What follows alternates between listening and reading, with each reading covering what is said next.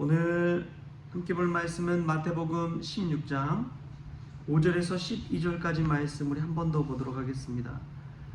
마태복음 16장 5절부터 12절까지 말씀 우리 같이 한 목소리로 읽겠습니다.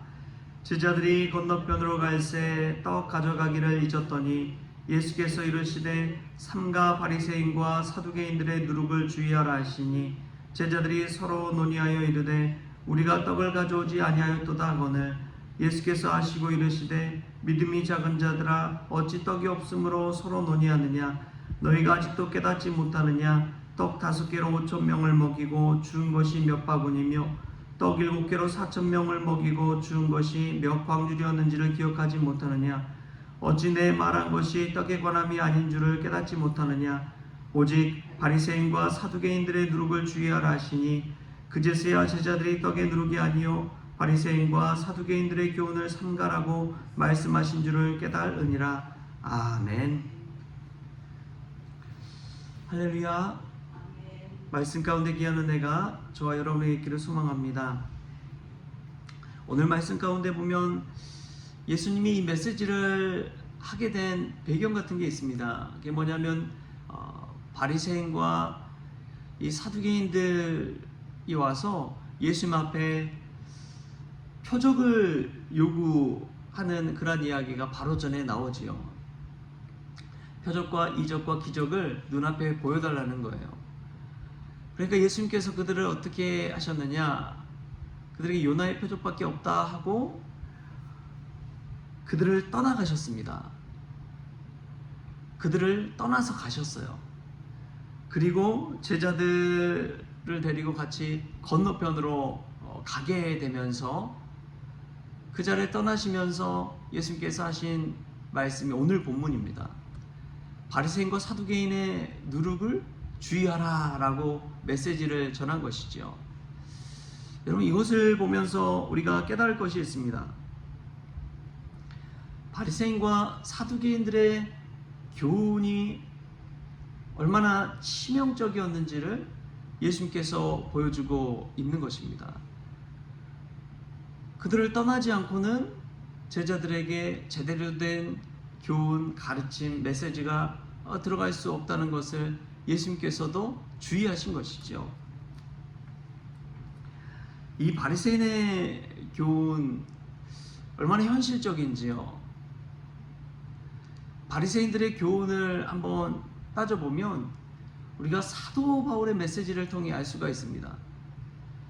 사도 바울이 갈라디아 지역에 복음을 증거하고 다른 지역에 가서 또 복음을 증거하고 그런 선교의 삶을 살았잖아요. 그런데 그렇게 여러 번 가서 전했던 갈라디아 교회에 유대인들이 와서, 유대 율법주의자들이 와서 할례를 받지 않으면 구원을 받을 수 없다 라고 하는 메시지를 이야기합니다. 근데 그 이야기를 듣다 보니까 맞는 말이거든요. 율법의 하나님의 말씀의 이 조건, 교훈, 시스템, 현실적인 어떤 구조적인 상황들을 다 이야기하니까 그 말이 맞는 것 같아요.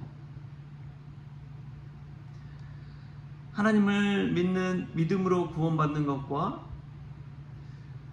성경 말씀을 체계적으로 배우고 알고 할례라는 그런 시스템과 눈에 가시적인 것들, 징표들, 표시 같은 것들을 겪었을 때에 내가 정말 믿음이 자라나는 것 같고 소속감도 있고 어떤 조건도 충족해서 이제 내가 믿음 생활도 어느 정도 하는 것 같고 배움이나 여러 가지 과정을 다 거쳐야지 하나님을 제대로 믿는 것 같고 그러한 조건들을 이야기하거든요. 근데 바울이 갈라디아 지역이나 고린도 지역이나 지나다닌 지역에 교회는 세웠지만 그렇게 머문 기간은 사실 많지 않습니다. 데살로니가에는 3주 정도, 4주 정도밖에 머물지 않았지요. 그런 교회 속에서 수십 년 율법으로 세워가는 이들과 어떻게 같을 수가 있겠습니까? 바리새인들의 율법의 특징을 보면은 이 땅에서 요구하는 조건들이 점점 많아집니다. 법과 질서를 강조하기 시작하고 딱딱하게 사람들을 몰아세워가기 마련입니다. 그러나 반대로 예수님의 가르친 복음은 생명을 강조합니다. 한 사람의 생명을 강조해요. 부드럽고 포용하고 받아주고 인정해주고 다시금 세워주십니다. 제자들을 키울 때 그렇게 키우셨잖아요. 오늘 또 제자들을 보면은 제자들이 실수투성이 아닙니까? 떡을 챙겼어야 했는데 챙기지도 못하고 와서 누룩 조심하라고 하니까 아이고 떡 안 갖고 온 거 가지고 예수님께서 책망하시는가 보다 뜨끔해가지고 자신들의 실수에 연연해야 하는 그 모습을 보게 됩니다. 그래서 예수님은 두 번이나 계속해서 반복해서 그 교훈의 메시지의 의미를 반복해서 가르쳐 주신 것이죠. 여러분, 이 땅 현실 가운데 어떤 조건을 내세우기 시작하게 되면은 율법주의적으로 흘러가기 마련입니다. 대표적인 게 저는 어찌 보면 이단들이 그러지 않나 싶어요. 제가 듣다 보면 신천지도 그냥 아무나 신천지가 될 수 있는 것이 아닙니다. 얼마나 까다로운지 몰라요. 신천지 핵심 세력에 들어갈 수 없고 이만희라는 그 사람을 만나는 것도 어렵잖아요. 아니 목회자, 목사 만나는 게 그렇게 어려워서야 신앙생활이 제대로 되겠습니까? 심지어 입장을 할 때 QR코드를 찍고 신분을 체크하고 들어갈 수가 있다고 그래요. 여러분, 교회에 그냥 입장하는데 그렇게 된다면은 소속감이나 자기 자신의 정체성을 분명히 알지는 모르지만 누구든지 주의 이름을 부르는 자는 구원을 받으리라. 누구든지 주의 이름을 부르는 자는 구원을 받으리라. 그러셨는데 과연 누가 구원을 받을 수 있겠어요? 그러한 조건을 따지고 그러한 경력을 따지고 법과 질서를 따져서 하다 보면 어떻게 생명을 살릴 수가 있겠습니까? 예수님은 그러한 바리새인들의 교훈을 주의하라고 이야기하고 있는 것입니다. 여러분, 이 교훈 메시지가요 참 달콤해요. 저도 설교 말씀을 준비하다 보면 성경 메시지 이야기 스토리 중심이 아니라 이 성경 메시지 속에서 한 단어 교훈적인 메시지, 사랑, 용서, 끈기, 인내 이런 것들을 가지고 저도 모르게 메시지를 증거할 때가 있습니다. 성경 메시지 자체가 주는 힘과 능력이 있는데 그것 사이에서 그냥 엑기스 뽑듯이 그렇게 해서 메시지 전할 때가 있어요. 그게 쉽거든요. 그게 편해요. 그리고 받으시는 말씀을 들으시는 성도님들도 오늘 메시지에서 내가 뭔가 건져가야지, 뭐라도 교훈적인 거 찾아야지, 뭔가 머리를 깰 수 있는 그런 지식을 얻어야지, 그런 것을 알고 바라고 또 듣기 때문에 그러한 것들 쉽게 그냥 교훈적인 메시지로, 도덕적인 윤리적인 메시지로 가기 마련입니다. 그런데 예수님의 메시지는 그렇지 않았거든요. 예수님은 삶의 비유를 통해서, 씨 뿌리는 이야기를 통해서, 겨자씨 비유를 통해서, 진주 비유를 통해서, 삶의 여러 가지 이야기들을 통해서 하나님의 말씀을 전했지 어떤 교훈적인 것만 가지고 이야기하시는 분이 아니었습니다. 그런데 바리새인들이 그러한 교훈적인 메시지를 가지고 이 믿는 자들, 복음을 들은 자들도 현혹하기 시작하니까 거기에 쑥쑥 넘어가고 흔들리고 그런 거예요. 사도 바울이 유대 바리새인들 그 율법으로 말미암아서 얼마나 고생했는지 모릅니다. 그럼 우리가 인간적인 교훈을 찾아서 하나님의 말씀을 받는데 주의하십시오. 성경 메시지 그대로 주시는 메시지를 온전히 받을 수 있는 믿음이 저와 여러분에게 있기를 바랍니다. 그 믿음 그대로, 말씀 그대로 받을 때 은혜가 있는 거예요. 예수님이 건너편으로 가면서 주의할 것들을 이야기해 주시잖아요. 사도 바울도 에베소 교회 장로들을 밀레도에서 만나서 주의할 것들을 이야기해 주잖아요. 자기 자신이 없을 때조차도 하나님 신실하게 믿을 수 있는 방법을 알려주잖아요. 그것은 교훈적인 메시지 가지고 될 것이 아닙니다. 이거 꼭 지켜라, 법을 알아서 되는 것이 아닙니다.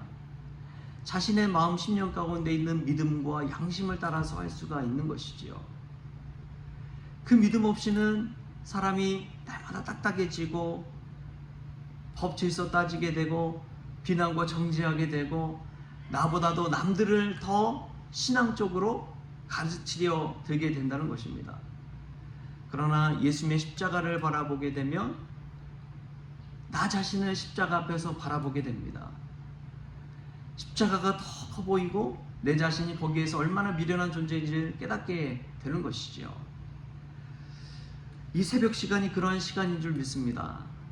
하나님 앞에서 내가 얼마나 부족한지를 깨닫는 그 시간, 세상적인 교훈과 가르침보다도 예수님의 삶과 십자가의 메시지에 더 가까이 나아가는 시간, 여러분 이 시간이 그 시간 되기를 축복합니다. 그러다 보면 깨닫는 것이 무엇이냐, 오늘 메시지 가운데서도 제자들의 무지함, 제자들의 부족함, 오늘 12절 말씀에 이렇게 나옵니다. 그제서야 제자들이 떡에 누룩이 아니요 바리새인과 사두개인들의 교훈을 삼가라고 말씀하신 줄을 깨달으니라. 그제서야 예수님의 말씀을 깨닫게 되는 것이죠. 예수님은 제자들이 한 번 이야기해서 못 알아들으면 두 번 이야기해서 깨닫게 하시는 분인 줄 믿습니다. 그제서야 깨닫는 제자들을 기다려주시고 또 가르쳐 주시는 분이 우리 주 예수 그리스도입니다. 여러분 얼마나 예수님이 인내심이 많으신지요. 얼마나 참아주시는지요. 아직도 깨닫지 못하느냐 하면서도 끝까지 제자들에게 가르쳐 주시는 예수님의 모습을 보십시오. 얼마나 답답했겠어요. 얼마나 답답했겠습니까? 가르쳐도 말해도 못 알아듣는데 그렇게 표적을 보여주고 기적을 보여줘도 제자들은 의심하고 믿음이 작은데, 그럼에도 불구하고 우리 예수님께서는 제자들을 포기하지 아니하시고 또 가르쳐 주시고 깨닫을 수 있도록 인도해 주시잖아요. 여러분 우리도 마찬가지입니다. 수십 년 믿음 생활에도 우리의 믿음 상태, 우리의 믿음의 수준 어떻습니까? 예수님을 더 닮아가고 있습니까? 아니면 세상 쪽으로 치우쳐가고 있습니까?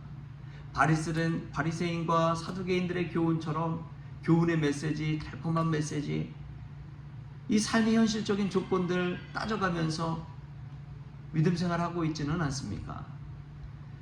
오늘 이 메시지 속에서 그 누구든지 깨닫지 못하는 제자들에게조차도 예수님 끝까지 포기하지 아니하시고 가르치시고 깨닫는 은혜를 주신 것처럼 오늘 또 우리를 부르신 그 예수님의 마음, 그 예수님의 사랑, 그 예수님의 참으심, 그러한 그 예수님의 마음을 우리가 깨달을 수 있길 바랍니다. 그리고 주님 앞에 나아가서 우리조차도 받아주시는 그 주님의 은혜에 감사할 수 있는 복된 날 될 수 있길 바랍니다. 무엇보다 십자가 앞에서 나 자신을 바라보시고 나 자신의 연약함, 무지함, 어리석음, 죄된 그 속성들, 그런 것을 온전히 인정하고 겸손히 나아가는 복된 날 될 수 있기를 조신 예수님의 이름으로 축원합니다. 기도하겠습니다. 좋으신 하나님 감사합니다. 오늘도 아무리 말씀 들어도 아무리 하나님의 메시지를 받아도 깨닫지 못하고 날 넘어질 때가 있습니다.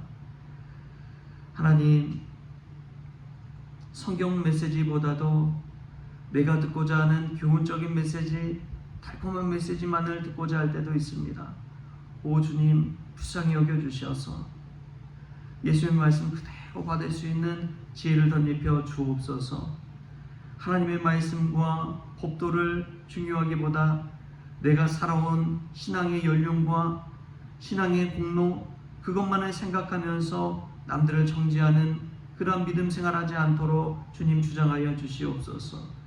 예수님의 한 생명을 살리기 위해서 저 멀리 두로와 시돈 지방에 가고 사마리아 성에 가고 했던 그런 모든 메시지를 들을 때에 우리도 생명을 살리는 일에 헌신할 수 있도록 주님 도와주시옵소서. 나를 받아주신 것처럼 연약한 사람들도 받아주시는 주님의 은혜를 깨닫게 하여 주시고 그 마음 그대로 받아주고 포용하고 세워줄 줄 아는 그 믿음 생활할 수 있도록 주님 주장하여 주옵소서. 감사하며 예수님의 이름으로 기도하옵나이다. 아멘. 우리 주님이 가르치신 기도로 오늘 새벽 기도를 마치겠습니다. 하늘에 계신 우리 아버지여, 이름이 거룩히 여김을 받으시오며 나라가 임하시오며 뜻이 하늘에서 이루어진 것 같이 땅에서 이루어지이다. 오늘 우리의 일용할 양식을 주시옵고 우리가 우리의 죄증자를 사하여 준 것 같이 우리 죄를 사하여 주시옵고 우리를 시험에 들게 하지 마시옵고 다만 악에서 구하시옵소서. 나라와 권세와 영광이 아버지께 영원히 있사옵나이다. 아멘.